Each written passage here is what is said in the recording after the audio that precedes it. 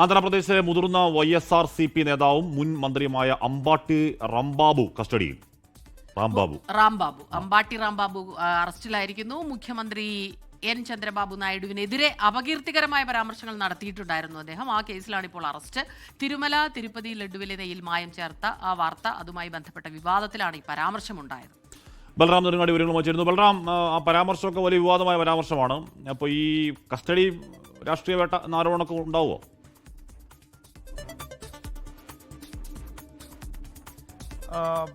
ഹഷ്മി സ്മിത, ഈ ഒരു ആരോപണം ഇതിനകം തന്നെ ഉയർന്നു വന്നിട്ടുണ്ട്.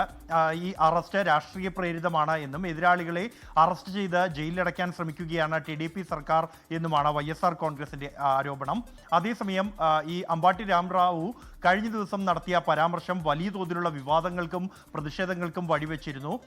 അദ്ദേഹത്തിന്റെ ഈ തിരുപ്പതി ക്ഷേത്രത്തിലെ ലഡുവിലെ നെയ്യിൽ മായം ചേർത്തതുമായി ബന്ധപ്പെട്ടുള്ള വിവാദങ്ങൾ കഴിഞ്ഞ കുറച്ചു കാലമായി ആന്ധ്രാപ്രദേശ് രാഷ്ട്രീയത്തെ പിടിച്ച് ഉലയ്ക്കുകയാണ്.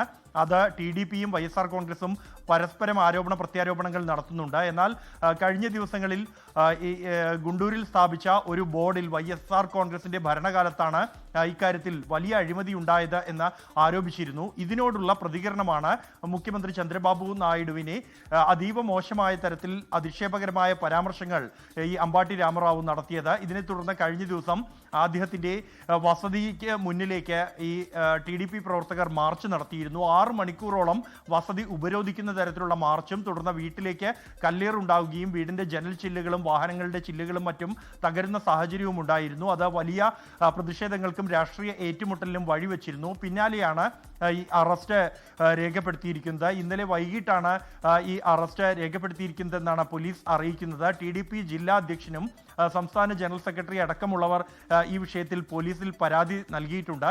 ഇതിന്റെ അടിസ്ഥാനത്തിലാണ് പോലീസ് കേസെടുത്ത് അറസ്റ്റ് ചെയ്തിരിക്കുന്നത്. എന്നാൽ ഇത് വീണ്ടും വലിയ രാഷ്ട്രീയ പോരിന് ഇടയാക്കിയിരിക്കുകയാണ്. ഇന്നും പ്രതിഷേധങ്ങൾ ഈ വിഷയത്തിൽ തുടരുമെന്ന് തന്നെയാണ് പ്രതീക്ഷിക്കുന്നത്.